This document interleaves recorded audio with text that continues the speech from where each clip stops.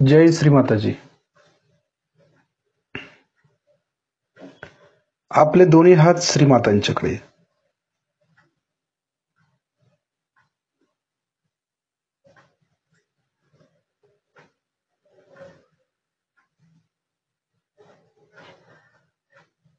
आपण श्रीमातांना पाहायचंय आणि लक्ष दोन्ही हातांच्या बोटांच्या वरती ठेवायचं आहे.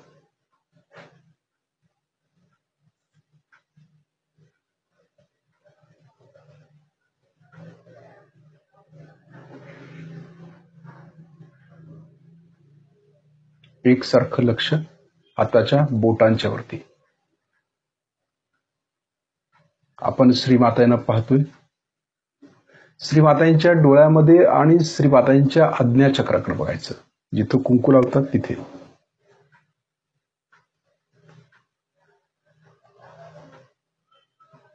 श्रीमातांचं आज्ञाचक्र आणि आपलं आज्ञाचक्र एक करायचा प्रयत्न करायचा. म्हणजे श्रीमातांच्या कुंकुवातून जे चैतन्य बाहेर पडते ते आपल्या आज्ञाचक्रामध्ये यावं, अशा पद्धतीनं लक्ष द्यायचं श्रीमातांच्याकडे.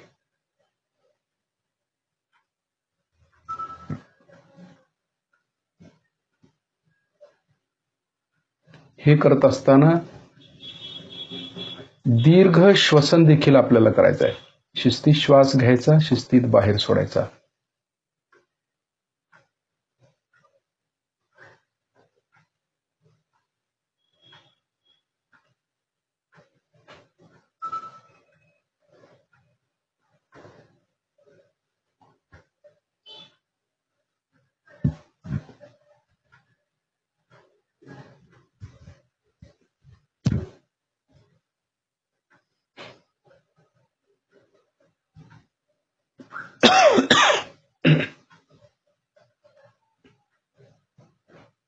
एकसारखं आपण श्रीमातांना पाहतोय. लक्ष श्वासाकडे आहे. दीर्घ श्वसन घेतोय, श्वास घेतो, सोडतो, तिकडे लक्ष आहे. त्याचबरोबर आपल्या डोक्यातले विचार देखील आपले कमी होत आहेत, तिकडेही लक्ष द्यायचं आहे. या सर्व गोष्टी आपण हळूहळू करत राहायच्या.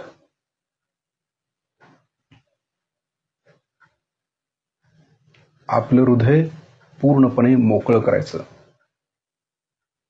कुठली अटॅचमेंट आपल्या हृदयामध्ये ठेवायची नाही. सगळे विसरून जायचं. सगळे भाव श्रीमातांच्या चरणाशी ठेवायचे. समर्पण, पूर्ण सरेंडर, पूर्ण समर्पण.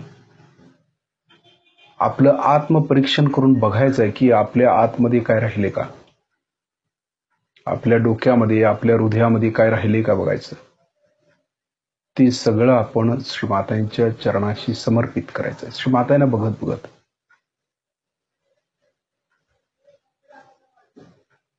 कुठलाही विचार आपल्या डोक्यामध्ये आपण येऊ द्यायचा नाही. श्रीमातांच्याकडे पाहत आज्ञाचक्राकडे पाहतोय आपण, आणि आज्ञाचक्रातून चैतन्य आपल्या आज्ञाचक्रामध्ये घेतोय.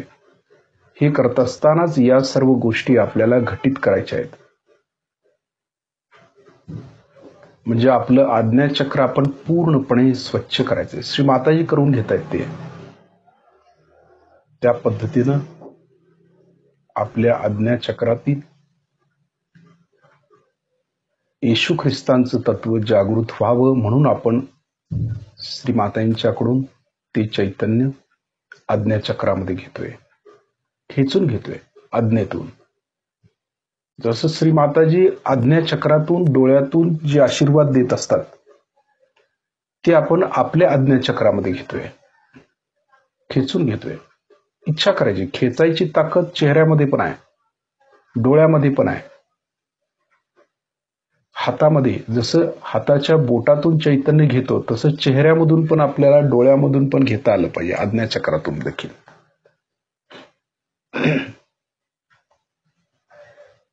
ते जमतं हळूहळू. तसं श्रीमाताही चैतन्य सोडल्याबरोबर आपल्या हातामध्ये जाणवतं, खेचून घेतो. तसंच चेहऱ्यामध्ये पण आपण श्रीमातांच्याकडून जे चैतन्य येते ते चेहऱ्यावरती पण घ्यायचं आहे, आपल्या खेचून घ्यायचं आहे एकसारखं. जमतंय का बघायचं. जसं आपल्या चेहऱ्यावरती चैतन्य खेचलं गेल्याची अनुभूती आपल्याला येईल, समजेल आपल्याला.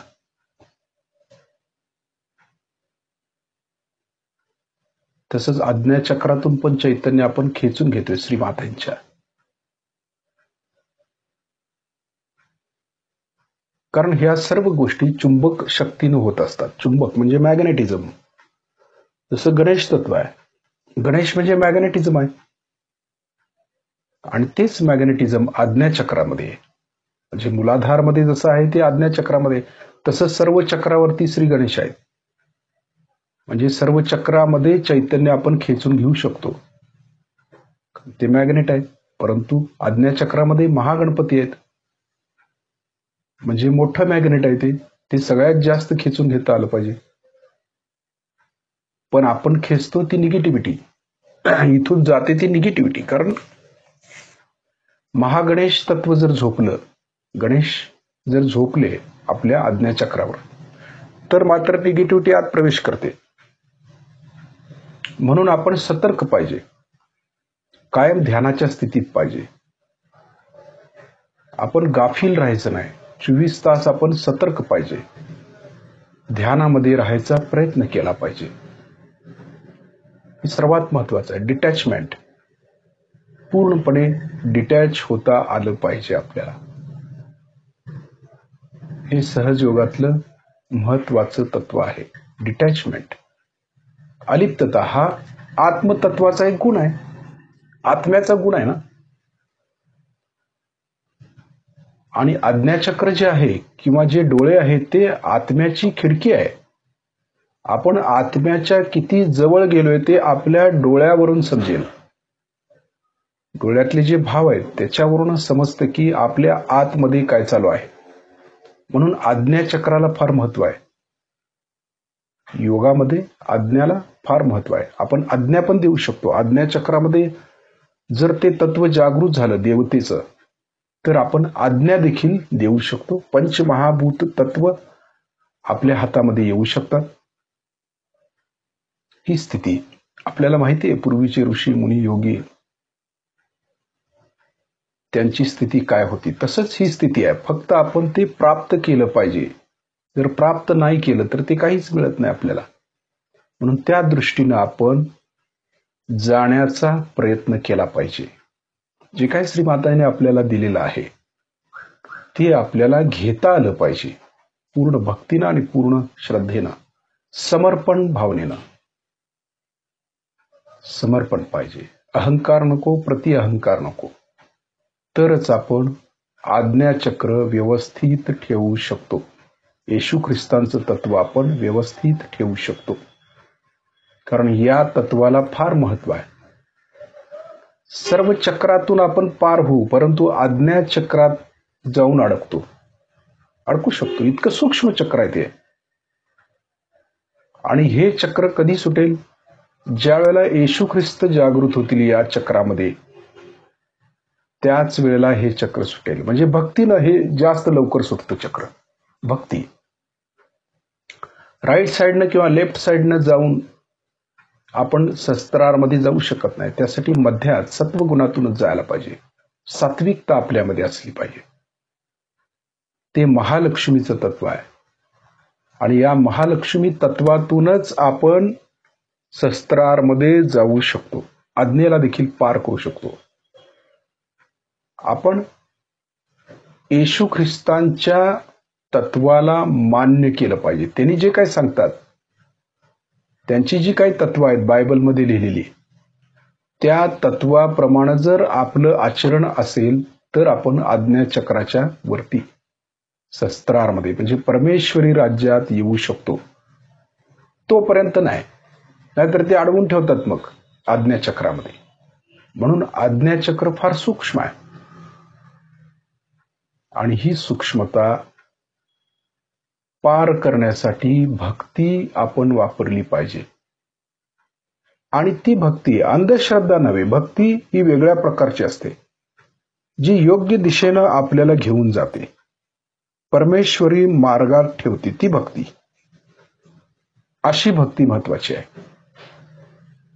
अंधाप्रमाणे आपण भक्ती करायची नाही. परमेश्वराला आपण मागायचं नाही की मला तू माझं हे काम कर, मी तुला हे देतो. व्यापार नाही करायचा त्याच्याबरोबर. आपल्याला ही सवय असते की भक्तीमध्ये आपण करतो की परमेश्वराला काहीतरी डिमांड करतो. डिमांडिंग, मागणं मागत असतो सतत. नाही माझं हे होऊ दे, माझं तसं होऊ दे, मग मी तुला हे करतो, 21 वेळा तुला पेढे चढवतो, आमकं नारळ फोडतो. या बऱ्याच गोष्टी आपण करत असतो. ही भक्तीचा प्रकार नव्हे किंवा ही भक्ती नव्हे, हा व्यापार झालाच परमेश्वराबरोबर. भक्ती ही निर्वाज्य भक्ती असते. तिथं निर्वाज्य प्रेम असते, तिथं व्याज देखील नाही. म्हणजे भक्ती करायची म्हणून करतो आपण परमेश्वराला, ते आवडतं. तिथं कुठल्याही प्रकारची डिमांड, मागणी राहत नाही. काही मागायचं नाहीये, फक्त त्याच्याशी एकरूप व्हायचं असतं. आणि एकरूप झालं की सगळं मिळतच असतं आपल्याला. हे आपल्या लक्षात येत नाही. जर परमेश्वरच आपल्याला मिळाला तर त्याच्याबरोबर सगळं नाही का मिळणार? साधं सोपं गणित आहे. पण आपण भौतिकतेतलं परमेश्वराला मागतो आणि परिणाम स्वरूप परमेश्वराला आपण मुकतो किंवा त्याच्यापर्यंत जाऊ शकत नाही. म्हणून परमेश्वराबरोबर आपण व्यापार करायचा नाही, कधीही करायचं नाही. भक्ती करायची फक्त, त्याच्याकडून मागणी काही करायची नाही. त्याला न मागता सगळं कळतं. तो तर परमेश्वर आहे, परमपिता परमेश्वर. त्यामुळे त्यांना सगळंच माहिती आहे. आपण सांगायची काहीच गरज नाही. आपण नुसता बसायचं आहे त्यांच्यासमोर. त्यांना जे काही द्यायचं आहे ते आपल्याला देतील.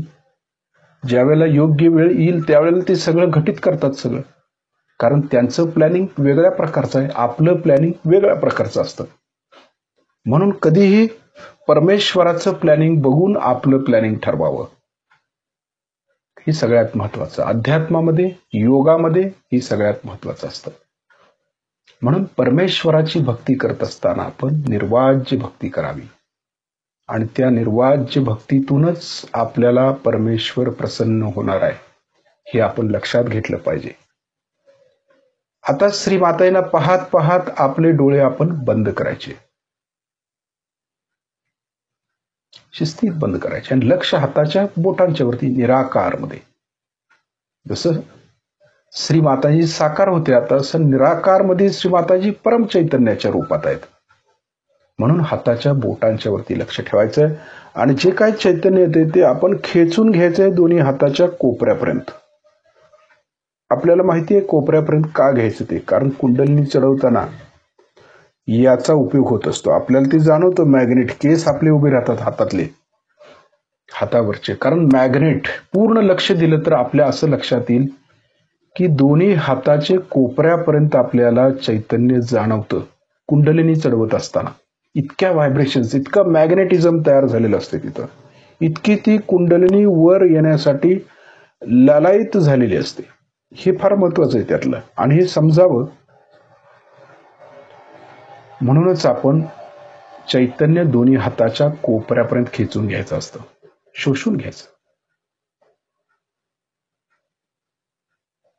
आता आपला डावा हात बरोबर कुंडलिनीच्या समोर धरायचा. पुढे धरल्याबरोबर डाव्या हातातून जे चैतन्य बाहेर पडते ते कुंडलिनीपर्यंत जातं. म्हणजे जोडलं गेलं आता हातासरशी. त्याच लगेच उजव्या हातानं कुंडलिनी वर चढवायची आपण, डावा हात वरच्या चक्रावर. असं करत करत कुंडलिनी वर चढवायची आपल्याला शिस्तीत. लक्ष कुंडलिनीकडे द्यायचं, आता हाताकडे द्यायचं नाही आहे. हाताबरोबर कुंडलिनी वर येत असते म्हणून कुंडलिनीकडे लक्ष द्यायचं. जसं जसं हात वर जाईल तस तशा कुंडलिनी वरती येत असल्याची जाणीव आपल्याला होईल. एवढ्या सूक्ष्म पद्धतीनं आपण लक्ष कुंडलिनीकडे द्यायचं. हळूहळू हळू वरती करत करत करत टाळूतून वर घेत तिला एक गाठ मारायची फिक्स.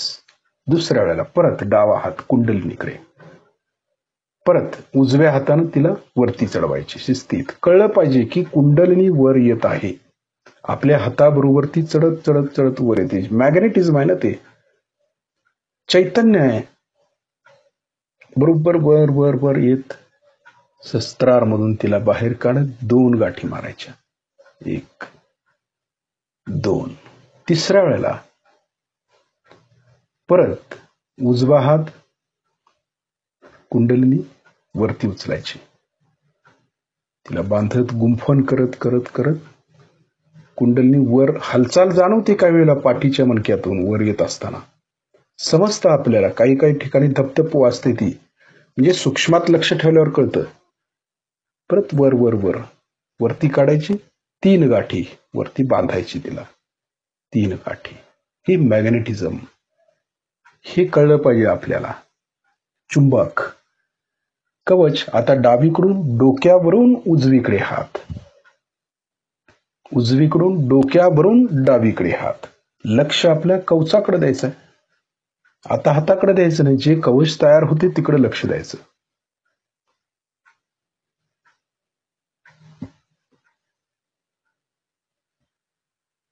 शिस्तीत घ्यायचं. आता डोळे बंद केल्यावर तर आपल्याला जास्त जाणवेल ते,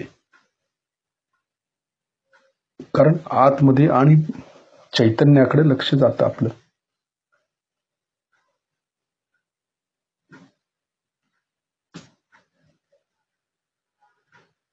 कुठलीही निगेटिव्हिटी राहता उपयोगाची नाही. बरोबर अशा पद्धतीने हे कवच घेतलं जातं.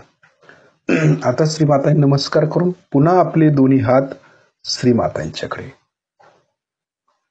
आता लक्ष हाताच्या बोटांच्या वरती पण आहे. व्हायब्रेशन्स मध्ये पण सुधारणा झालेली आपल्याला दिसून येईल. अशा प्रकारे बंधन घेतल्यानंतर लक्ष दोन्ही हातांच्या बोटांच्या वर पूर्ण हात कोपऱ्यापर्यंत भरला गेला पाहिजे. तसंच जे कवच आपण घेतले त्या कवचाकडे एकदा नजर टाकायची, आपल्याला लक्ष द्यायचं. आहे का आपण कवचामध्ये सुरक्षित ते पाहायचं. ही सवय लावून घ्यायची आपल्याला, कारण या वलयामध्ये आपण सुरक्षित आहोत याचा आत्मविश्वास आपल्याला पदोपदी आला पाहिजे इथून पुढे. म्हणून आपण लक्ष देतोय वलयाकडं. आपलं वलय शुद्ध आणि स्वच्छ ठेवायचं कायम.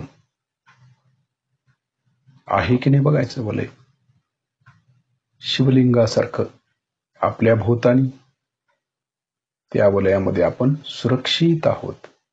हे घेत असताना पण आपल्या हातावरती डोक्यावरती व्हायब्रेशन जाणवतात. नुसतं चित्त जरी असं दिले की वलय आहे, ह्या वलयाच्या आतमध्ये आपण आहोत, सुरक्षित आहोत, हे आपल्या लक्षात येतं, कळतं. हे महत्वाचं आहे त्यातलं. आता आपला उजवा हात हृदयावरती ठेवायचा. हृदयात असणाऱ्या आत्म्याकडे लक्ष द्यायचं. आणि इथं म्हणूया, श्री माताजी आपल्या परमकृपेत मी शुद्ध आत्मा आहे, पवित्र आत्मा आहे, निर्मळ आत्मा आहे. मी हे मन बुद्धी शरीर अहंकार काही नसून शुद्ध आत्मा आहे. शुद्धता आहे आपल्यामध्ये. आत्मा शुद्धच असतो, फक्त त्याच्यावर जी जळमट आलेली आहे ती काढायची असतात. मग आतला हिरा चमकत बाहेर येतो. आत्मा, मी आत्मा आहे म्हटल्याबरोबर संपूर्ण शरीरामध्ये जे चैतन्य पसरले असतं ते एकत्र करायचं हृदयामध्ये. आणि एक सूक्ष्म देह आपला हृदयामध्ये आला पाहिजे. तो मी आहे, तो मी आत्मा आहे, शुद्ध आत्मा. म्हणजे शरीर, सूक्ष्म शरीर आणि स्थूल शरीर अशी 2 शरीर आपली झाली. मग स्थूल देहातून सूक्ष्म देहामध्ये आम्ही आलो, कारण मी आत्मा आहे म्हटल्यावर मी आत्मा झालो, अशी स्थिती आपली पाहिजे.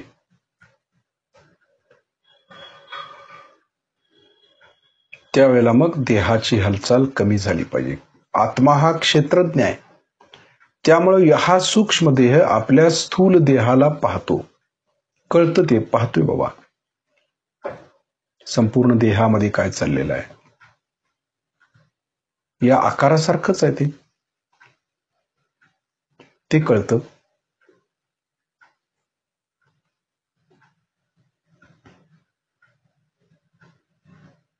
श्री माताजी आपल्या परमकृपेत मी शुद्ध आत्मा आहे.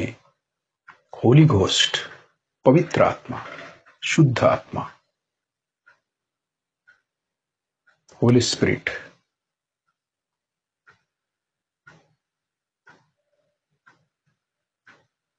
स्पिरिट म्हणजे आत्मा, होली म्हणजे पवित्र. त्यानंतर आपल्या उजव्या हाताचा तळवा आपल्या डोक्याच्या टाळीवर दाबून धरायचा. मान थोडी खाली झुकूया. हात दाबून शिस्तीत फिरवायचा आहे. ज्या ठिकाणी टाळूवरती आपण हात फिरवतो त्या ठिकाणी लक्ष केंद्रित करायचं आहे. तर म्हणायचं आहे, श्री माताजी, आपण साक्षात श्री सहस्त्रार स्वामिनी आहात. कृपा करून आमच्या सहस्त्रदल कमलामध्ये विराजित व्हा. ज्या ठिकाणी हात फिरवतोय त्या ठिकाणी लक्ष देऊन भक्तीनं म्हणायचं, श्रद्धेनं म्हणायचं.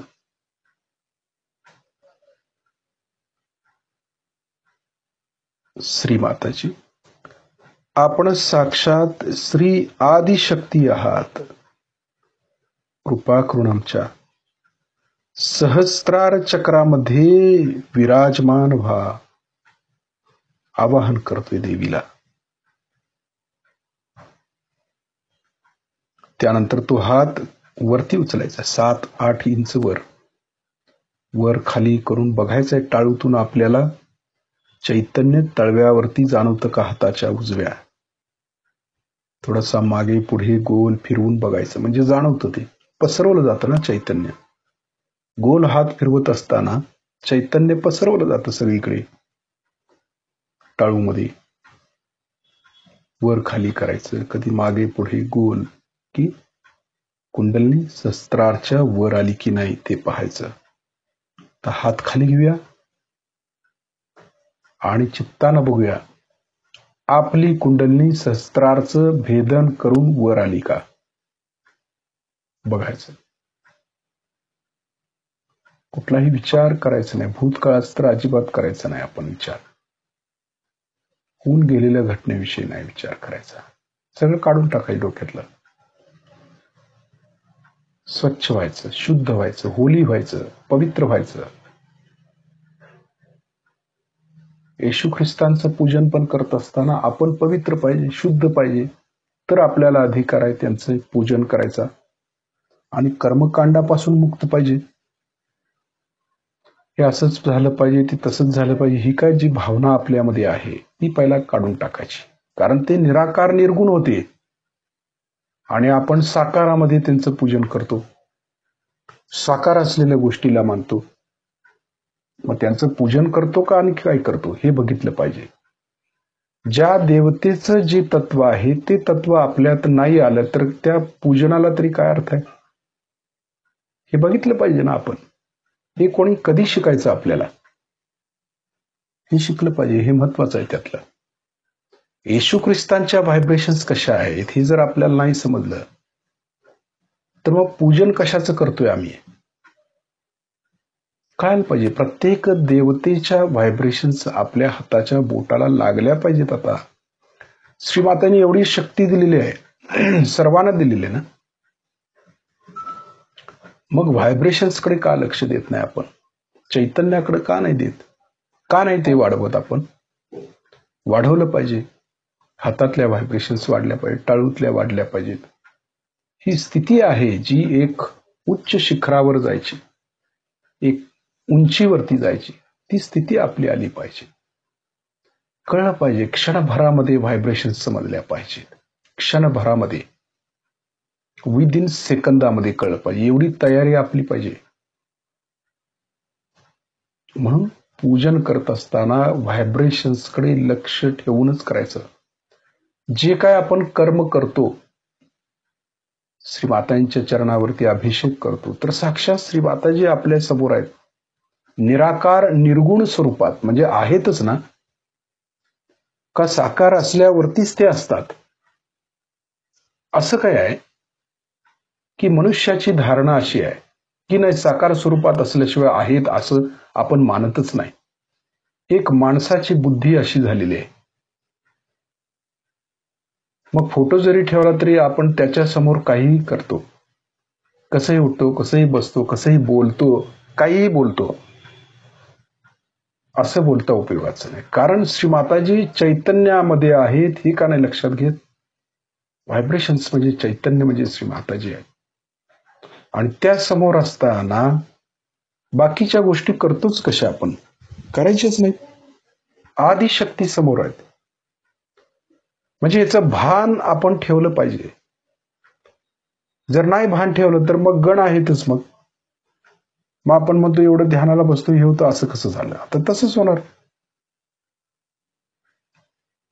हे समजणं आवश्यक आहे. हे प्रोटोकॉल आहे, डिव्हाइन प्रोटोकॉल म्हणतात त्याला, की श्री मातांच्या समोर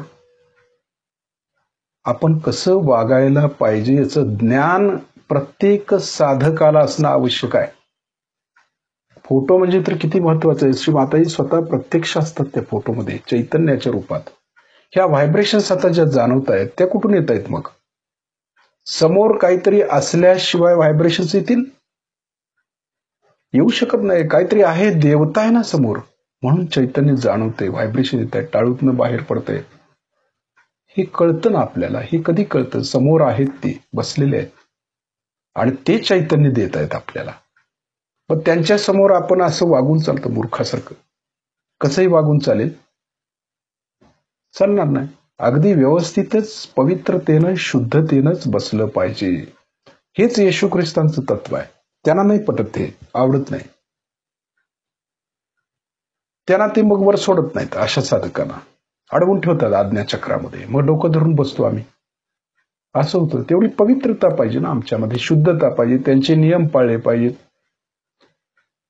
त्यांना काही बोललं तरी चालतं, परंतु होली घोस्ट श्रीमातांच्या विरोधात काही बोललेलं किंवा त्यांच्या विरोधात गेलेलं त्यांना अजिबात खपत नाही. चालणारच नाही ते. पण त्याप्रमाणे आपण वागलं पाहिजे. श्रीमातांच्या समोर आई आहेत म्हणून त्या क्षमा करतात, परंतु ते नाही करणार. एका ठराविक मर्यादेपर्यंत त्यांची क्षमा आहे, परंतु ती जर क्षमा उलटली तर मात्र ते एकादश रुद्र होतात सहजयोग्यांच्या बाबतीत. कारण सहजयोग्यानं सगळं ज्ञान आहे. म्हणून आपण कसंही वागून श्रीमातांच्या समोर चालत नाही, ही पक्क लक्षात ठेवायचं. कारण श्रीमाताजींचा फोटो जिथं गेलेला आहे तिथं श्रीमाताजी असतातच आणि त्यांच्या समोर कुठल्याही प्रकारचं वावगं वागायचं नाही. त्यांना खपत नाही ते. येशू ख्रिस्ताना नाही चालत ते. म्हणून पवित्रता पाहिजे आपल्यामध्ये. पूजन करताना देखील त्यांचं पूजन करताना आपण किती पवित्र पाहिजे, शुद्ध पाहिजे, निर्मळ पाहिजे, स्वच्छ पाहिजे. ही स्वच्छता नसते ना आपल्यामध्ये. मीठ पाणीत बसलो नाही. चक्र पकडलेले असत तरी पण तसंच बसतो. नाही कोणाला काय समजतं ते, पण त्यांना कळतं ना ते. स्वतःला आपण फसवतो. हे नको आहे असं, की आपण शुद्ध पाहिजे, पवित्र पाहिजे, चक्र साफ पाहिजेत आपली. करायची, पकडली काय हरकत नाही, पण स्वच्छ तर होता येईल. श्रीमातांनी दिलेत ना आपल्याला ट्रीटमेंट, सांगितलेल्या आहेत सगळ्या, केल्या पाहिजे, स्वच्छ झालं पाहिजे. मग श्रीमातांच्या समोर निर्मल तत्वम, निर्मलाइट्स, स्वच्छ श्रीमातांच्या सारखं. मग कुठेतरी आपण आज्ञाचक्राच्या वरती येऊ. येशू ख्रिस्तांचं तत्व आपलं जागृत होऊ शकतं. त्यांची तत्व अंगीकारली पाहिजेत आपण. चिंतन मनन झालं पाहिजे त्याच्यावर. नाही, येशू ख्रिस्ताने असं सांगितलेलं आहे, बायबलमध्ये असं सांगितलं, आपण असं झालं पाहिजे. हे फार महत्वाचं आहे त्याच्यामध्ये. आणि आज याची गरज आहे की येशू ख्रिस्तांचं तत्व जे आहे, दया, क्षमा, शांती, आणि ही तपश्चर्या त्यांनी शिकवली. जसं बुद्ध आणि महावीर, त्यांनी पण तेच शिकवलं, दया, क्षमा, शांती. पण आहे कुठे आपल्यात ते? नुसताच मूर्तीचं पूजन करत बसतो आपण. आणि यांनी तर निराकाराला मान्य केलेलं आहे सगळं. आत्मा निराकार निर्गुण आहे. दाखवा आत्मा कुठे आहे? कुठल्या धर्मामध्ये कोणी दाखवू शकतं आत्म्याला? हेच आपल्याला श्रीमाताईंनी दाखवून दिले की आत्मा आपल्या हृदयामध्ये आहे आणि तो तप केल्यानंतर प्राप्त होतो. तपश्चर्या, तपह म्हणजे आज्ञाचक्रावरती करावं लागतं ते तपह. त्या तिघांनी केलं. येशू ख्रिस्ताने, महावीराने आणि बुद्धाने तिघांनीही तप केलं. कुणासाठी केलं? अखिल मानव जातीसाठी केलं. स्वतःसाठी त्यांनी काहीच केलं नाही. म्हणून ते महान झाले. दुसऱ्यासाठी केलं. आम्ही सहयोगी म्हणून दुसऱ्यासाठी काय करतो? काहीच नाही. आपण अजून स्वतःसाठीच सगळं मागणं मागतो. माझं असं होऊ दे, माझं तसं होऊ दे, मला हे झालं पाहिजे, ते झालं. आपण स्वतःसाठी मागतो, दुसऱ्यासाठी प्रार्थना कधी करत नाही. म्हणून चर्चमध्ये जाऊन ज्या प्रार्थना आयोजित केलेल्या असतात चर्चमध्ये येशू ख्रिस्तांच्या तिथे, ही दुसऱ्यासाठी करायला लागतं.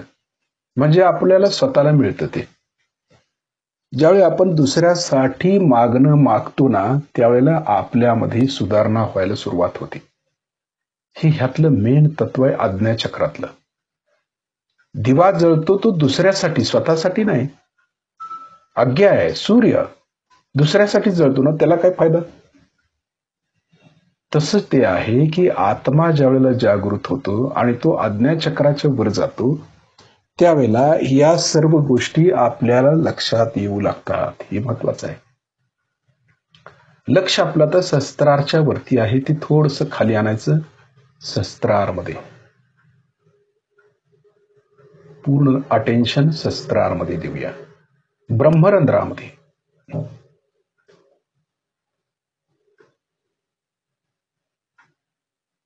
ब्रह्मरंध्र आणि त्याच्या भोवतानी लक्ष द्यायचं.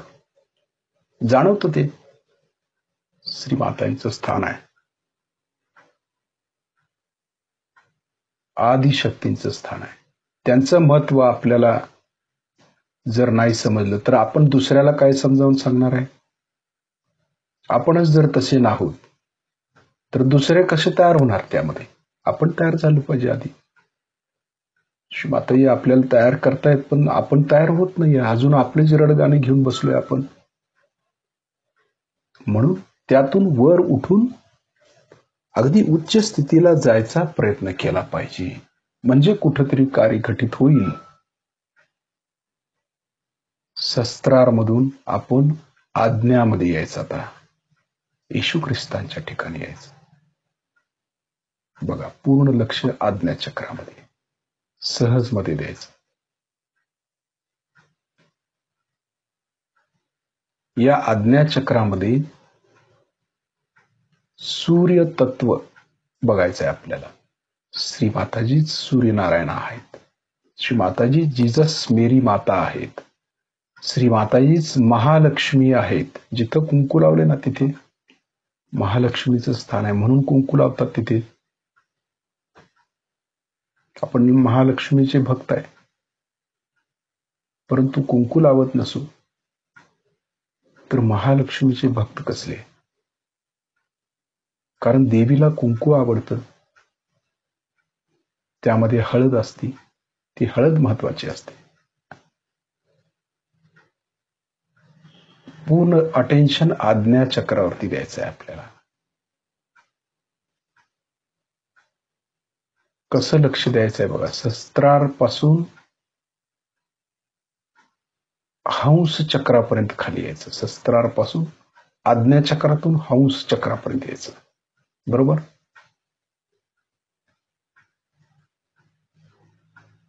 एक उभी रेख शस्त्रारपासून आज्ञापासून हंस चक्र.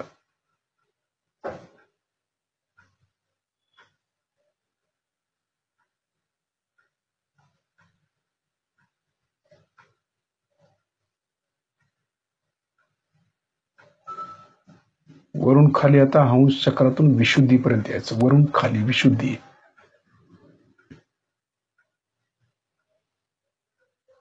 तो मार्ग सोडायचा नाही, मध्य मार्ग आहे तो. विशुद्धीतून अनाहत पर्यंत यायचं. वरून खाली लक्ष, अनाहत. एकसारखं लक्ष ठेवायचं. म्हणजे रेगच चैतन्याची प्रवाह वरून खाली येतोय. मध्य मार्ग ब्रह्मनाडी, अनाहत मधून नाभी, वरून खाली लक्ष नाभी,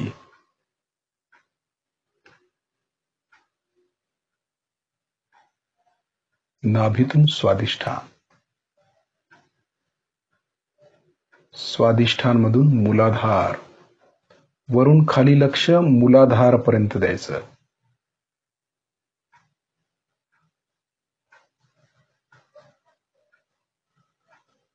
याचा अर्थ काय? येशू ख्रिस्तांचा क्रॉस कसा आहे माहिती आहे? उभी, उभय काठी असल्यासारखं, बरोबर. त्यांचा क्रॉस कसा आहे? खांब, उभा खांब कसा आहे? तसा उभा खांब चैतन्याचा, वरून खाली लक्ष मूलाधार पर्यंत. ब्रह्मनाडी म्हणजे तो खांब झाला एक उभा. तसं लक्ष ठेवायचं, आपल्यातलं ते तत्व जागृत करायचं आहे. याचा अर्थ असा आहे, आता आडवी क्रेग आहे किंवा आडवा खांब म्हणजे क्रॉस तयार होईल ना, तो कसा करायचा? आज्ञाचक्रावरती करायचा. डावी आज्ञा, मध्य आज्ञा आणि उजवी आज्ञा. म्हणजे डाव्या बाजूला गौतम बुद्ध आहेत, मध्ये येशू ख्रिस्त आहेत आणि उजव्या बाजूला भगवान महावीर आहेत. ते तिन्ही जोडायचं, तिथं तयार करायचं क्रॉस. कपाळावरती डावीकडून मध्य उजवीकडे झाला क्रॉस तयार. आणि वरून शस्त्रावरून खाली मूलाधार पर्यंत लक्ष, सर्व चक्रांच्या वरती क्रॉस तयार झाला. बायबलमध्ये किंवा जी ख्रिश्चन लोक आहेत ते जे क्रॉस तयार करतात आपल्यामध्ये, बरोबर, ते कसं करतात? तशा प्रकारेच येशू ख्रिस्तांचं स्थान आहे, ती पवित्रता आहे. ती सर्व शक्ती केंद्रामध्ये ती पवित्रता येते आपल्यात. तो क्रॉस आपल्या आतमध्येच आहे, कारण ते श्री गणेशच आहेत. सर्व चक्रावरती वरून खाली लक्ष आपलं मूलाधार पर्यंत आहे. परत आज्ञापासून डावीकडून मध्य आणि उजवी आज्ञा, क्रॉस तयार झाला. थोडा वेळ लक्ष तसं द्यायचं आणि पाहायचंय काय जाणवतं आपल्याला. श्री माताजी, आपण साक्षात श्री जीजस मेरी माता आहात. श्री माताजी, आपल्या परमकृपेत आमच्यातील येशू ख्रिस्तांचे तत्व जागृत करा. त्यांची आठवण काढत असताना हे फार महत्वाचं आहे की ते तत्व आपल्या आतमध्ये कसं आहे हे समजलं पाहिजे. आता मूलाधार पासून परत वरती यायचंय स्वादिष्ठानपर्यंत. स्वादिष्ठान मधून नाभी, खालून वर येतोय. आता नाभीतून अनाहत स्थिती यायचं कळतं आपल्याला. हळूहळू कुंडलिनी वर चढत असते, कळतं. लक्ष दिलं की कळतं. नाभीतून अनाहत, अनाहत मधून विशुद्धी, विशुद्धीतून आज्ञा, आज्ञेतून शस्त्रार आणि शस्त्रारच्या वर. अशी स्थिती आहे आपली. वर जायचं आता हळूहळू. हे चैतन्य वरती वरती घेऊन जायचं आहे. सातवे आसमान पे पडले ना अब्राहम.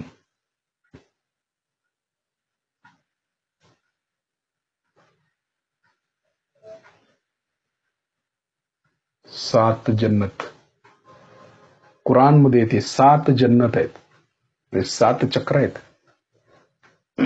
त्यानंतर तो एक घोडा येतो पांढरा, असं सांगितलेलं आहे त्याने. म्हणजेच त्याला ऍसेस म्हटलेलं आहे. कुंडलिनीला ते ऍसेस म्हणतात. आणि तीच कुंडलिनी शस्त्राच्या वर, जसं त्या घोड्याला पंख आहेत आणि ती उडत उडत ती वर जाते, घोडा वर जातो, अशी एक कल्पना आहे त्यांची. म्हणजेच याचा अर्थ असा आहे की आपल्यातली ही जी कुंडलिनी आहे ती शस्त्राच्या वर गेली पाहिजे. म्हणजे विराटमध्ये, ते विराटालाच म्हणतात ना, अल्लाहू अकबर म्हणतात. म्हणजे काय? विराट.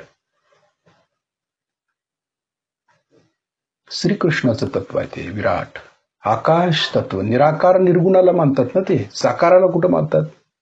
कारण शस्त्राच्या वर निराकार निर्गुणच आहे सगळं.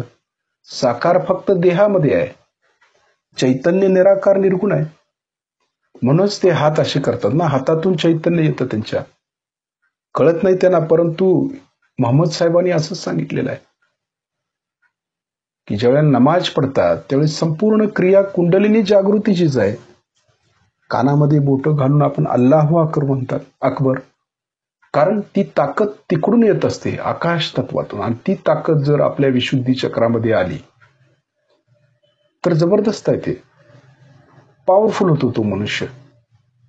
त्याला सर्व सिद्ध्या प्राप्त होऊ शकतात, कारण मॅग्नेटिझम आहे. वर आकाश तत्वामध्ये मेनशी कनेक्शन लागलं की तिथून जे येईल आपल्या आतमध्ये ते पॉवरफुलच असणार आहे. मेनशी कनेक्शन आहे. बल आपला मोठा असणार आहे, प्रज्वलित होणार तो. असं ही तत्व आहे. वरती लक्ष द्यायचं, हळूहळू वर जायचं आकाश तत्वापर्यंत. जे चैतन्य आपलं आहे ते आकाश तत्वात घेऊन त्या परम चैतन्याशी एकरूप करायचंय. जसं दोन नद्या मिळतात ना, दोन नद्यांचा संगम होतो, म्हणजे दोन्ही पाण्यांचा संगम होतो.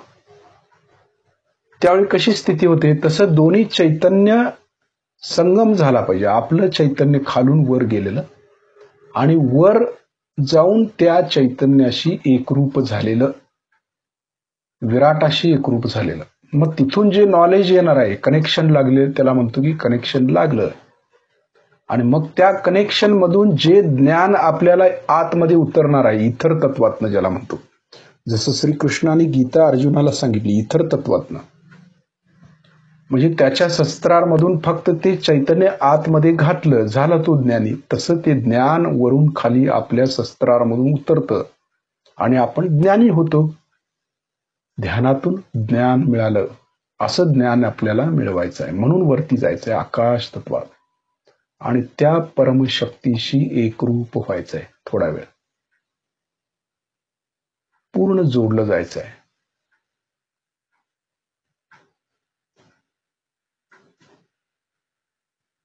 एक 10 ते 12 मिनिट आपण त्या अवस्थेमध्ये बसायचं आहे. 10 ते 12 मिनिट श्रीमातांची अमृतवाणी थोडी ऐकायची. ती अमृतवाणी ऐकत असताना आपण जोडलं जायचं आहे त्या तत्वाशी.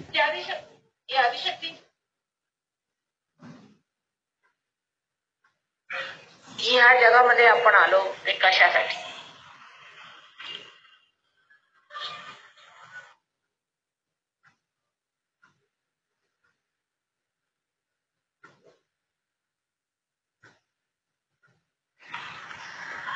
सांगली तसंच कोल्हापूर दोन्ही ठिकाणच्या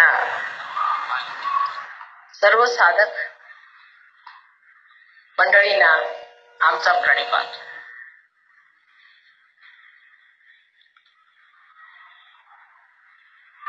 मागच्या वर्षी आम्ही इथे आलो तो आणखी सहयोगाबद्दल लोकांना माहिती दिली होती.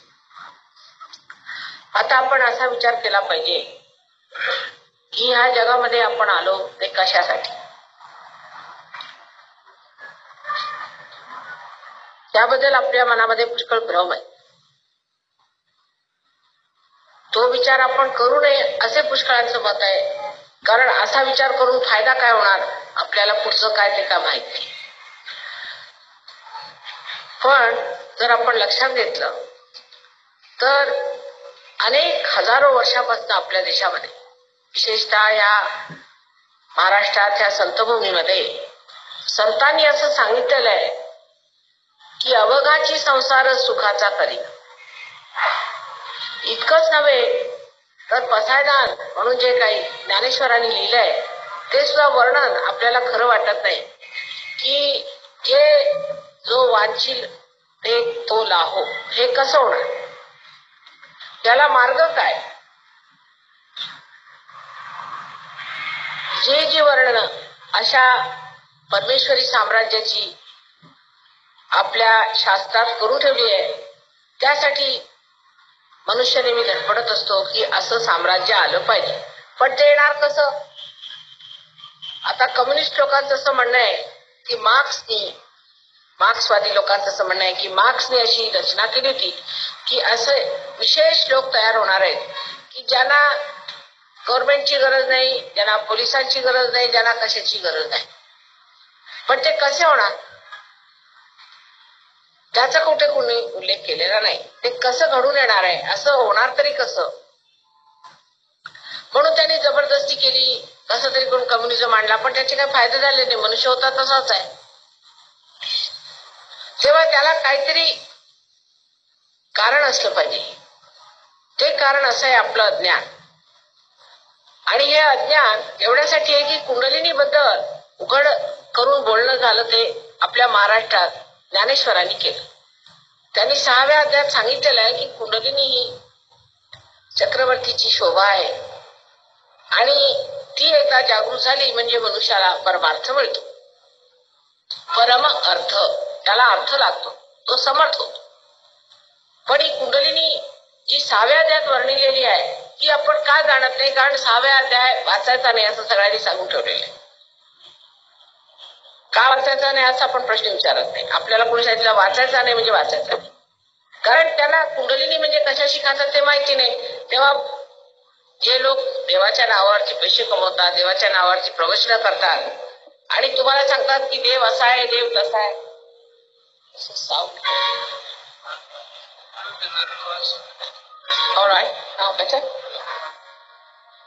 तर असे जे लोक आहेत त्यांनाही विशेष करून कुंडलिनी म्हणून काही वस्तू नाही असं सांगितलं.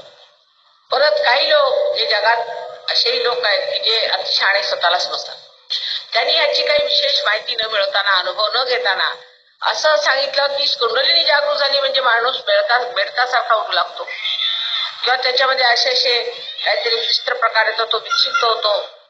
तसं काहीही झालं नाही पाहिजे. कारण कुंडलिनी ही जर जगाची आई आणि तुमची आई आहे, तेव्हा आई जेव्हा मुलाला पुनर्जन्म देते त्याच्यामुळे काहीही कुणाला त्रास होत नाही. आई सगळा त्रास घेते. तेव्हा जरी शक्ती आमच्यामध्ये आहे. आजपर्यंत आम्ही किती देवासाठी काय काय केलं, एवढी मेहनत केली, पारायण केली, त्याच्यासाठी देवाचं नाव घेतलं, इथपर्यंत झालंय की आता आपली मुलं म्हणतात की तुमचा देवदेव काही दिसत नाही, उगीच तुम्ही बेकार ह्याच्यात पडलेले आहे. तेव्हा त्यांनाही उत्तर द्यायला पाहिजे. ही सर्व धडपड आपण का करतो. आणि हे जे मोठे मोठे संत साधू झाले ज्यांनी आपल्याला इतकं परमेश्वराबद्दल सांगितलेलं आहे, ते काही खोटं बोलले का. आज आपण त्यांची भजनं म्हणत बसतो, ते काही खोटं सांगत होते का की असं आहे आपल्यामध्ये आत्मसाक्षात्कार हा घडला पाहिजे असं इथून तिथून सर्वांनी सांगितलं. चायनामध्ये लाओत्से, नंतर इथे सॉक्रेटिस झाले, नंतर त्याच्यानंतर इकडे आपले अब्राहम वगैरे झाले, किंवा त्याच्यानंतर ख्रिस्त वगैरे, बुद्ध, महावीर, असा कोणी नाही, झाडून सर्वांनी एकच गोष्ट सांगितली की तुम्हाला पुनर्जन्म तुमचा झाला पाहिजे, तुम्हाला आत्मसाक्षात्कार घडला पाहिजे. जोपर्यंत आत्मसाक्षात्कार घडत नाही तोपर्यंत सगळं थोताळ नाही. पण आपण ते पडताळून पाहिलं नाही, तिकडे आपण लक्ष दिलं बाई आपल्याला काय ते जमत नाही, आता 6व्या अध्यायाचं सोडून टाका, जे जमतं तेवढं करायचं. पण हे सगळ्यात चांगलं जमण्यासारखं आहे, कारण ही जी शक्ती तुमच्यामध्ये कुंडलिनीची आहे तुमच्यामध्ये आहे, ती स्थित आहे. म्हणजे ती साध्या शब्दात सांगायचं, जसं एखाद्या बी मध्ये त्याचा अंकुर असतं, स्थित असतं सुप्तावस्थेत, तशी कुंडलिनी तुमच्यामध्ये आहेच. तिच्यासाठी काही करायला नको, द्यायला नको, त्याच्यासाठी पैसे नको, उपास तपास नको, पारायण नको, काही नाही. बाह्यातलं काय करायचं, फक्त ही कुंडलिनी जागृत करायची. आता दुसरं साधं असं आहे की जर तुम्हाला एखाद्या रोपाला किंवा एखाद्या झाडाला जागृत करायचं असलं किंवा एखाद्या बीतने एखादं रोप काढायचं असलं तर काय करता तुम्ही, त्या बीला तुम्ही नुसतं असं जमिनीत घालता की आपोआप सहजच ते घडते. सहज म्हणजे तुमच्या बरोबर जन्मलेला आहे. तुमच्या बरोबर जन्मलेली ही शक्ती आहे, ही तुमच्या बरोबर तुमच्यात असलेली ही शक्ती आहे. त्याच्यासाठीच म्हणतात तुझं आहे तुझं पाशी. ही संपदा तुमच्याजवळ आहे. ही सगळी गोष्ट तुमच्याजवळ असताना तुम्ही स्वतःच हित का मागत? जे तुम्हाला हितकारी असं तुमच्यात आहे त्यासाठी पैसे द्यायला नको, काही मेहनत नको, ती फक्त आधी जागृत करून घ्यायची. तर जशी तुम्ही एखाद्या शेतीमध्ये नुसती बीचं रोपण करता आणि त्या बियांमधनं रोप निघतात, त्यातनं तुम्हाला दिसतं की सुंदर सुंदर असे अंकुर निघतात. त्या अंकुरांना तुम्ही वाढून मोठाले वृक्ष करता. तसे अगदी ही सहज सुलभ गती आहे, अगदी सहज सुलभ गती. सहज तुमच्या बरोबर जन्मलेली ही एक योगाची तुमच्यामध्ये शक्ती आहे आणि ती शक्ती प्राप्त करून घेणं हा तुमचा जन्मसिद्ध अधिकार आहे. मग तो तुम्ही करू का नाही? तो तुम्ही का मिळवून घेऊ नये? असा एक साधा विचार आपल्या मनात ठेवला पाहिजे. दुसरी गोष्ट अशी आहे की आजकालच्या वर्तमान काळात घोर कलियुग आहे. तुम्ही इकडे बघितलं तर किंवा तिकडे बघितलं तर, कुठे बघितलं तरी तोच प्रकार आहे. घोर कलियुग आहे आणि काही लोकांना समजत नाही आहे तरी काय. एवढा कलियुग झालेला आहे की मनुष्य अगदी भ्रमात पडलेला आहे. तसंही जेव्हा साधू संत आले त्यावेळेला सगळ्यांनी त्यांचा छळच केला, कोणी त्यांचं ऐकून नाही घेतलं. सगळे बघ्यासारखे त्यांना बघत राहिले.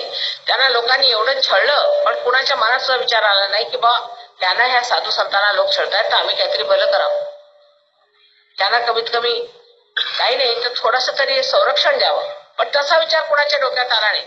साधू संतांना ज्यांनी छळायचं ते छळलं आणि त्यांनी जे काय करायचं ते करून गेल्यावर मात्र त्यांची देवळं बांधली, त्यांची मंदिरं बांधली आणि त्यांची भजनी लोक करतात. त्याची काय फायदा होणार? तर काय असं झालं? त्याला कारण असं की तुम्ही आत्मसाक्षात्कारी नव्हता. जर तुम्ही आत्मसाक्षात्कारी असता तर संतांना ओळखलं असतं तुम्ही, पण तुम्ही नव्हता म्हणून ते झालं, म्हणून ते अज्ञानात झालं. हे मूळ कारण आहे. आणि ते अज्ञान कसं दूर होणार? आपल्यामध्ये प्रकाश यायला पाहिजे. आणि प्रकाश कसा? परमेश्वराचं जे प्रतिबिंब स्वरूप आपल्यामध्ये आत्मा आहे असं म्हणतात ते आहे किंवा नाही त्याची प्रचिती आला पाहिजे, त्याची जाणीव झाली पाहिजे. ती जाणीव झाल्याशिवाय या सर्व गोष्टी अशाच बोलण्यासारख्या. एक सायन्स बाहेरच आहे. त्या सायन्स मध्ये समजा तुम्ही एका झाडाची उपमा देऊ शकता की जसं झाड बाहेर वाढतंय तसं हे सायन्स वाढतंय. आणि एक सायन्स मुळातलं आहे, ते मुळातलं सायन्स आपल्या देशामध्ये. ते जे सायन्स एवढं वाढत गेलं त्याचा असा दुष्परिणाम झाला की ते मुळं हरवली त्यांची आणि त्यामुळे आता उद्ध्वस्त झाले. श्रीकृष्णाने सांगितलं की हे जे झाड आहे चेतनेचं हे उलट वाढतं, म्हणजे ह्याच्या डोक्यामध्ये ह्याचे मुळं आहेत आणि खालच्या अधोगतीला ह्याची पानं वाढतात, म्हणून हे अधोगतीला चालेल. कारण पूर्ण वेळ त्याचा असाच विचार असतो की कोणत्या जड वस्तूला आपण काबीज केलं तर बरं. पूर्वी ते देश शिकत असत, मग हे मग ते असं करत करत आता नुसतं पैशाशिवाय त्यांना काही सुचत नाही. पण त्या पैशाने सुख झालं नाही, त्यांनी आनंद झाला नाही, त्यांनी काही आम्हाला जे वाटत होतं की आमचं ध्येय मिळेल ते मिळालेलं नाही. तर हे काहीतरी व्यर्थ आहे असं लक्षात घेऊन आता जिथे जिथे फार श्रीमंत देश आहे तिथे तिथे लोक नुसता आत्महत्येचा विचार करत बसले. सगळं असून सुद्धा आम्हाला सुख मिळालं नाही, आनंद मिळाला नाही. तेव्हा आपण ज्या मार्गाला आता चुकाळलाय की आपण आपली प्रगती करून घ्यायची, तेव्हा एक लक्षात ठेवलं पाहिजे की प्रगती करत असताना पहिल्यांदा आत्मसाक्षात्कार झाला पाहिजे, नाही तर काही तुम्हाला त्याचा फायदा होणार नाही त्या प्रगतीचा. जे ह्या लोकांनी सहन केलं तेच तुम्हाला करावं लागेल. तुमची मुलं ते गांजा घेतील, हे घेतील, ते घेतील, वाब मार्गाला जातील, दारू प्याल, अमक होईल, तमक होईल, सर्वनाश होईल. त्याच्यानंतर काही लोक मग सहयोगात येणार. मग कशाला इतकं लांब लचक जायचं? जवळचा रस्ता घ्यावा. आणि जवळचा रस्ता म्हणजे असा आहे की तुम्ही हा भारत तुम्ही ह्या योगभूमी जन्माला आणि इथे लाभ होणार आहे. पण लोकांचं असं म्हणणं आहे की जर ही एवढी मोठी भूमी आहे, योगभूमी आहे, इथे एवढे संत साधू झाले तर इथे इतकी दरिद्रता. त्याला कारण असं आहे, श्रीकृष्णाने सांगितलंय की योगक्षेम वाम्य. आधी तुम्ही योग घ्या आणि मग तुमचं क्षेम होईल. क्षेम योग नाही म्हटलं, पण आपण विठ्ठल विठ्ठल करत फिरतो, त्याला खिशात बाळगल्यासारखं अरे माझं हे करून दे रे, ते माझं करून दे रे, असं आपण परमेश्वराला नेहमी साकडं घालत असतो. पण परमेश्वराला साकडं घालण्याची काही गरजच नाही. मुळे फक्त हे लक्षात ठेवलं पाहिजे की परमेश्वर सर्व समर्थ आहे, फक्त आपण त्याच्या साम्राज्यात गेलेलो नाही. तुम्ही जर इथे इंग्लंडचे रहिवासी असता, terrible, I don't know what's happening. If you reduce it a little, it would be better. Reduce. It's too much of a volume. जर तुम्ही लोक इंग्लंडचे रहिवासी असता तर तुमचा इंग्लंडच्या राणीवर अधिकार आहे. पण जर तुम्ही हिंदुस्थानचे रहिवासी आहात तर तुम्ही तिच्यावर अधिकार गाजवू शकत नाही. तसंच परमेश्वराचं आहे. जेव्हा तुम्ही परमेश्वराच्या साम्राज्यात जाऊन बसाल, तिथले रहिवासी व्हाल आणि तिथे स्थिर स्थावर व्हाल, तेव्हाच परमेश्वर तुम्हाला मानणार आहे. त्याच्या आधी तुम्ही किती टाहो फोडा, काही करा, सर्व व्यर्थ आहे, हे तुम्ही पाहिलेलंच आहे. आणि म्हणूनच आजची तरुण पिढी असं म्हणते की हे परमेश्वर वगैरे सर्वच होता नाही. जर असता तर असं कसं झालं असतं. तेव्हा ही जी एक गोष्ट आपल्या हातून चुकलेली आहे किंवा आपल्याला दिसलेली नाही की आपल्या नजरेतच ती आली नाही, ती गोष्ट म्हणजे अशी आहे की आम्हाला अजून आत्मसाक्षात्कार झालेला नाही. ज्या मंडळींना आत्मसाक्षात्कार झाला अशी जी संत साधू मंडळी होती, त्यांचं वागणं कसं होतं. त्यांना काही म्हणावं नव्हतं लागत, तुम्ही हे खाऊ नका, ते पिऊ नका, याचं घेऊ नका, त्याचं घेऊ नका, याचं डुबाडू नका. राजे होते तर राजासारखे राहिले, गरीब होते तर गरीबासारखे राहिले. दुसऱ्याच्या गोष्टीची त्यांनी कधी हाव नाही धरली. तर हे जे या लोकांचं विशेष होतं, ह्यांचं जे असं चरित्र होतं, असे जे विशेष तऱ्हेचे लोक झाले, हे कशाने झाले. शिवबा सुद्धा आत्मसाक्षात्कारी होते आणि त्यामुळे नेहमी त्यांचा एक मंत्र, ही श्रींची इच्छा. आता कोणी विचारलं नाही श्री म्हणजे काय. श्री म्हणजे आदिशक्ती. ही आदिशक्तींची इच्छा आहे म्हणून आम्ही करतो, आमचं काही बदले देणं घेणं लागत नाही, असे ते होते. म्हणूनच त्यांच्यात एवढं चारित्र्य होतं आणि त्यांनी एवढी कर्तबगारी करून दाखवली. पण ज्या माणसामध्ये आत्म्याचा साक्षात्कार होत नाही, तो एका तर्फेने वाढेल, त्याला कदाचित पैसे मिळतील, तो यशस्वी होईल, तो अमको होईल, तमको होईल, पण त्याला समाधान मिळणार नाही आणि त्याच्या नावाला सुद्धा थोड्या दिवसात लोक विसरून जाणार. म्हणजे आत्मसाक्षात्कारी झाली जरी ते अगदी सर्वसाधारण लोक होते तरी सुद्धा त्यांच्या नावाने लोक दिवे लावतात आणि त्यांची पूजा करतात. म्हणजे हा आत्मा आहे तरी काय हे आपण जाणलं पाहिजे. हा आत्मा म्हणजे आपल्या हृदयामध्ये जे परमेश्वराचं प्रतिबिंब पडलेलं आहे ते संपूर्ण सच्चित आनंद अशा स्वरूपाचा आहे. सत म्हणजे जो आत्मा आपल्या एकदा चित्तात आला, आपल्या चित्तामध्ये आल्याबरोबर आपल्याला सत्य काय आणि असत्य काय हे कळतं. ते कसं कळणार. आत्मा चित्तात येणार कसा. कुंडलिनीच्या जागृतीने तो आपल्या चित्तात येतो. कुंडलिनी जागृत झाली आणि ती ब्रह्मरंध्राला छेदली की इथे सदाशिवाचं स्थान आहे, तेच आपल्या हृदयामध्ये प्रतिबिंबित असल्यामुळे आपल्या हातामध्ये चैतन्याच्या लहरी वाहतात. या चैतन्याच्या लहरीमुळे आपली ही बोटं आहे ती जागृत होतात. ही 5 बोटं इथे आणि 6 आणि 7 अशी 7 चक्र उजवीकडे आणि 7 चक्र डावीकडे असतात. ती अशी मिळून मिळवली म्हणजे अशी दोन्हीकडनं येऊन अशी जी मधोमध जी पोकळी अशी होते, तिथे अशी 7 चक्र मधोमध होते. ह्या 7 चक्रांवरती देवता बसलेल्या आहेत आणि ह्या देवता कोणत्या आहेत त्या जर आपण जागृत करून घेतल्या तर आपले जेवढे प्रश्न आहेत, मग ते सामाजिक असोत, मानसिक असो, शारीरिक असोत, तुमच्या सांपत्तिक असोत, कोणत्याही तऱ्हेचे प्रश्न हे 7 चक्रांवरती सगळे ठीक होतात. कारण आपले संबंध जो शरीर आहे किंवा बुद्धी आहे, मन आहे, अहंकार आहे किंवा आपलं जेवढं काही मानवी व्यक्तित्व आहे, हे संबंध व्यक्तित्व या 7 चक्रातच चालू असतं. तेव्हा ही 7 चक्र आपल्या जर जागृत झाली या कुंडलींच्या जागरणाने तर सर्व तऱ्हेने आपल्याला फायदा. आता सहयोगामध्ये अनेक रोग ठीक झाले. कॅन्सरचा रोग, अमका रोग, तमका रोग सगळं ठीक झालेलं आहे आणि मी त्यांना भेटते नाही, नुसतं फोटोवरती लोक ठीक झाले. कसं होतं की तुमच्यामध्ये समजा आता पोटात रोग असला म्हणजे पोटामध्ये लक्ष्मीनारायणाचं स्थान आहे. आता हे डॉक्टर मानायला तयार नाहीत कारण हे इंग्लिश भाषा शिकलेले आहेत. पण जे इंग्लिश डॉक्टर आता इथे आले ते मानतात, पण आपले डॉक्टर अजून तिथून आल्यावर ते मग मानतील करायचे. तर तुम्ही नुसतं लक्ष्मीनारायणाला जर जागृत केलं तर तुमचा पोटाचा त्रास जाणार. पण ते जागृत करण्यासाठी कुंडलिनीवर यायला पाहिजे कारण तिच्या शक्तीमुळेच ते जागृत. तर ती वर कशी करायची, तिने येऊन हे जागृत करण्यापूर्वी तिला कसं आळवायचं वगैरे हे तुम्हाला सहयोगात थोडंसं शिकावं लागतं. पण सुरुवातीला तुमची जागृती आम्ही करून देतो. म्हणजे अगदी जी ब्रह्मनाडी जी आतमध्ये अगदी सूक्ष्म नाडी आहे त्यांनी कुंडलिनी येऊन आधी भेदन करून टाकते. मग त्याच्यानंतर मग तिचं जे काय प्रसार आहे किंवा तिचा जो विस्तार करायचा आहे त्यासाठी काय करायचं तेवढं शिकलं की झालं, तुम्ही स्वतःचे गुरु होऊन बसता.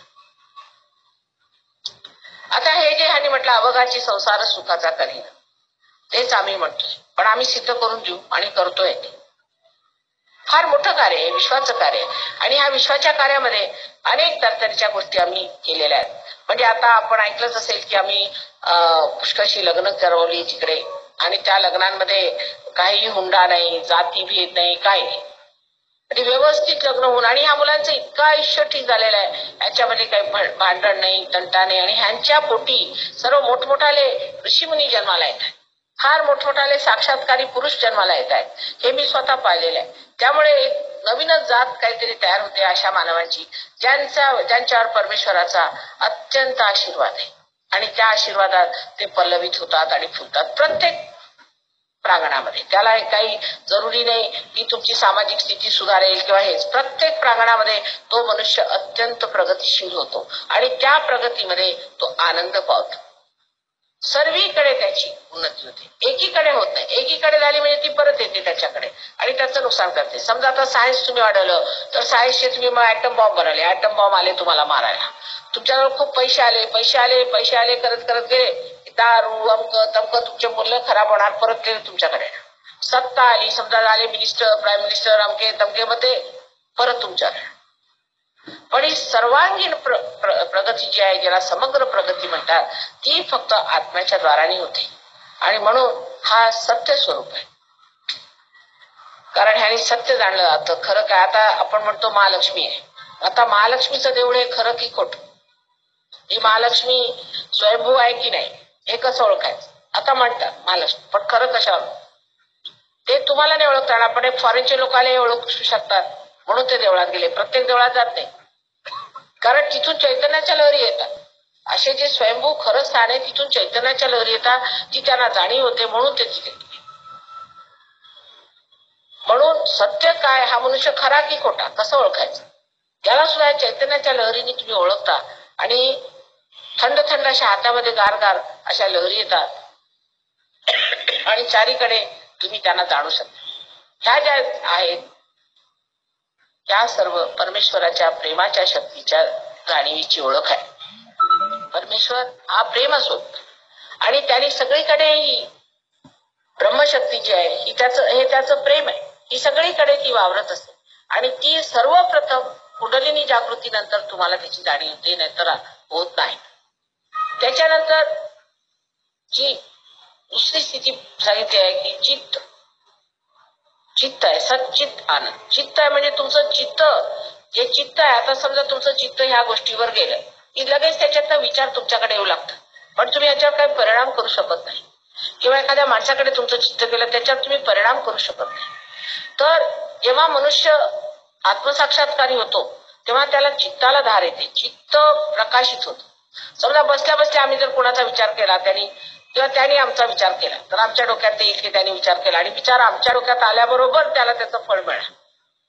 आपलं नुसतं चित्त जरी तिकडे गेलं तरी तो मनुष्य त्याला फायदा होतो. आणि इतकं हे अद्भुत आहे की माणसाला विश्वास वाटत नाही की हे अद्भुत इतकं माताजी सांगतात ते कसं होऊ शकेल, असं कसं शक्य आहे, अद्भुत असं कसं मिळेल, पण आहे. आता जर कोणाला सांगितलं की आपण चंद्रावर गेलो तर लोक विश्वास ठेवणार नाही, कारण त्यांना चंद्रावर कसे गेले, जे जुने लोक आहेत ते विश्वास ठेवत नाहीत. पण ही गोष्ट खरी आहे, जसं तुम्ही सायन्स मध्ये मिळवलं त्याच्यापेक्षा कितीतरी जास्त तुम्हाला सहयोगात मिळणार आहे. पण सहयोगाचं सायन्स, जे परमेश्वराचं सायन्स आहे, त्याचं तंत्र शिकून घेतलं पाहिजे, आणि ते शिकायला काही वेळ लागत नाही, लहान लहान मुलांना सुद्धा कळतं. हे बुद्धीच्या पलीकडचं आहे. परमेश्वराचं सायन्स हे बुद्धीच्या पलीकडचं आहे, कारण बुद्धी ही सीमित आहे आणि असीमचं ज्ञान आहे. म्हणून त्या असीम दशेला उतरण्यासाठी माणसाला कुंडलिनीची गरज आहे. जेव्हा कुंडलिनीची जागृती होती तेव्हाच मनुष्य त्या दशेला पोहोचू शकतो. त्याबद्दल कोणती शंका कुशंका ठेवू नये. आणि तिसरी स्थिती आत्म्याची आनंद आहे. मनुष्य आनंदात उतरतो, आणि आनंदाला सुख आणि दुःख नसतं, सुख आणि दुःख नसतं, फक्त आनंदाला आनंद, केवळ आनंद असतो. आनंदाला प्रत्येक वेळेला मनुष्य कोणत्याही गोष्टीकडे बघतो तर एक साक्षी स्वरूप होऊन बघतो. त्याच्यात त्याला कोणतीही खंत वाटत नाही, कारण तो निरपेक्ष असतो. कोणती गोष्ट एक नाटक चाललंय, हे नाटक आहे. नाटकाकडे बघताना आपल्याला काही खर्च वाटत नाही, तसंच माणसाला काही वाटत नाही आणि तो आनंदात असतो. आणि हा आनंद त्यावेळेलाच मिळतो जेव्हा तुम्ही आत्मसाक्षात्कार होता. तर कुंडलिनीची जरी जागृती झाली आणि तुम्ही जरी पार झाले तरी सुद्धा पुढे त्याची प्रगती ही केलीच पाहिजे, नाहीतर सर्व व्यर्थ आहे. असं म्हणतात की जर एखादं बी उगवलं गेलं आणि ते असंच फेकून टाकलं तर वाया जातं. तशी जी मंडळी कुंडलिनीची जागृती घेऊन त्याच्याकडे लक्ष देत नाही त्याशी वाया जातं. तेव्हा आपल्या सर्वांना माझी हात जोडून विनंती आहे, सांगलीचं सगळ्यात सेंटर सगळ्यात कमजोर आहे, कारण इथे लोकांना वेळच नाही. इथल्या लोकांना म्हणतात वेळच नाही, सगळ्यात बिझी लोक इथेच दिसतात मला. आणि त्यामुळे सांगलीला इतक्यादा येऊन सुद्धा काही विशेष झालं नाही. कोल्हापुरात सुद्धा तसाच प्रकार दिसतोय. म्हणून आम्ही विचार करतोय की सांगलीत कमीत कमी हे जर सेंटर सुरू झालं आणि त्या लोकांनी पुढाकार घेतला तर हे सेंटर फार चांगल्या रीतीने चालू शकतं आणि लोकांचं भलं होऊ शकतं. कारण सगळं जग पुढे गेलं आणि जर तुमची सांगलीच मागे राहून गेली तर ते बरोबर होणार नाही. आणि ह्याने किती किती फायदे होतात आणि किती आवश्यक आहे. कारण मनुष्याच्या जीवनाला अर्थच नाही. जोपर्यंत तो आत्म्याला प्राप्त होत नाही तोपर्यंत त्याला अर्थ नाही, तो समर्थच होऊ शकत नाही, त्याला दृष्टीच येत नाही. म्हणून हे झालंच पाहिजे आणि आपल्या उत्क्रांतीचं हे चरम लक्ष्य आहे ते आपण गाठलं पाहिजे. आणि ते गाठण्यासाठी काहीही करायचं नाही, विशेष काही करायचं नाही, पैसे द्यायचे नाही, काही तुमच्याकडनं घ्यायचं नाही, आम्हाला उलट द्यायचंच आहे. तेव्हा ते घ्यावं आणि समजून घ्यावं की ज्या गोष्टीला पैसा लागतो असं लागतं ते जागतिक आहे. परमेश्वराच्या कार्याला कधीही पैसे लागत नाही आणि त्याला काहीही मेहनत करावी लागत नाही. फक्त एकदा हे मिळाल्या की तुमच्या जीवाची शक्ती आल्यावर त्या शक्तीला कसं वापरायचं तेवढं तुम्ही शिकून जायचं शहाणपणा. आता बाहेरून इतकी मंडळी आली आहे तेव्हा आपण समजलं पाहिजे की हजारो मैलावर ही मंडळी आलेली आहेत, पण इथल्या तुमच्या सांगलीकरांना वेळ नाही इथे आला म्हणजे हे काही चांगलं लक्षण नाही. म्हणजे सुज्ञता कमी. उद्या जर एखादी सिनेमा नटी आली तर सगळी म्हणजे हळूहळू अधोगतीला आपण चाललोय. आपलं लक्ष कुठे आहे? अधोगतीला, म्हणजे खालच्या थरावर आपण चाललोय, वरच्या थरावर राहते. आणि मग असं कसं केलं परमेश्वराने, हे कसं केलं? तुम्ही परमेश्वराला धरूनच नाही.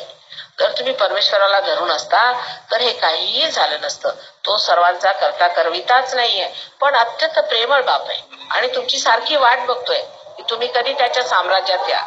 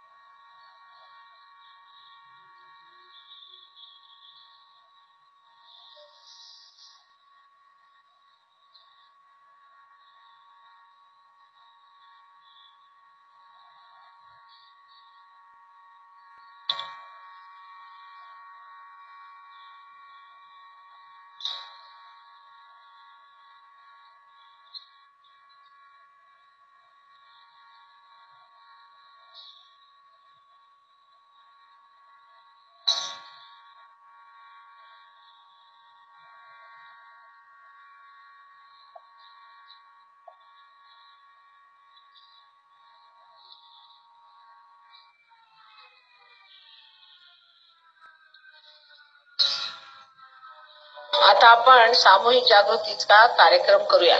कोणाला एखादा प्रश्न असला तर विचारा, पण जास्त वेळ घेऊ नये.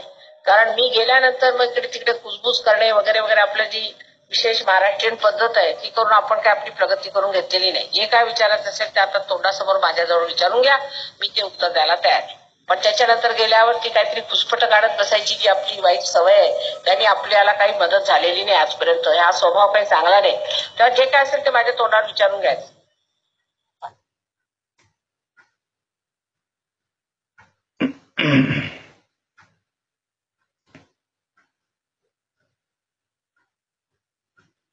हळूहळू आता आपले डोळे उघडायचे, श्रीमातांच्याकडे बघायचं. लक्ष शस्त्राच्या वरतीच असू दे, बघायचंय श्रीमातांना आणि हातांच्या बोटांच्या वरती लक्ष.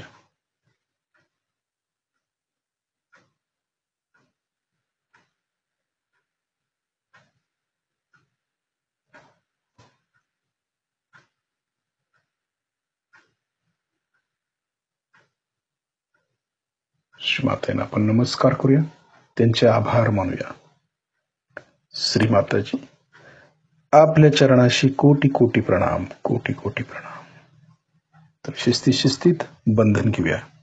डावा हात कुंडलिनी समोर, उजव्या हातानं कुंडलिनी चढवायची आहे वरती. लक्ष कुंडलिनीकडे.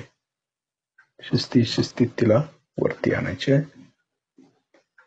धागा वरती आणायचं आणि एक गाठ मारायची चैतन्याची. दुसऱ्या वेळेला वरती उचलायची. लक्ष कुंडलिनीकडे. ती वरती वरती येते, इकडे लक्ष पाहिजे. शिस्ती शिस्ती शिस्ती. 2 गाठी. तिसऱ्या वेळेला चढवायची कुंडलिनी शिस्तीत.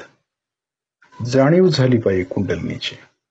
अशा पद्धतीनं शिस्तीत वर घ्यायची. तिला हाताकडे लक्ष द्यायचं नाही, कुंडलिनीकडे. वर आली. 3 गाठी.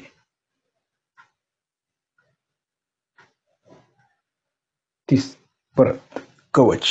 डावीकडून डोक्यावरून उजवीकडे हात, उजवीकडून डोक्यावरून डावीकडे हात.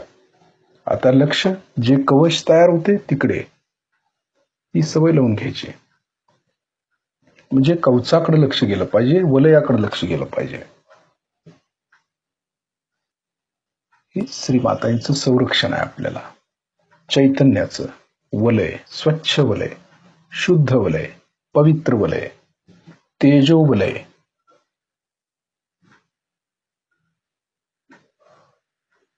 आपण त्यामध्ये सुरक्षित आहोत असं आपल्याला वाटलं पाहिजे.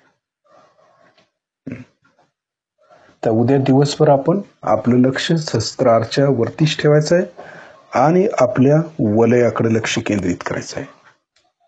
जय श्री माताजी.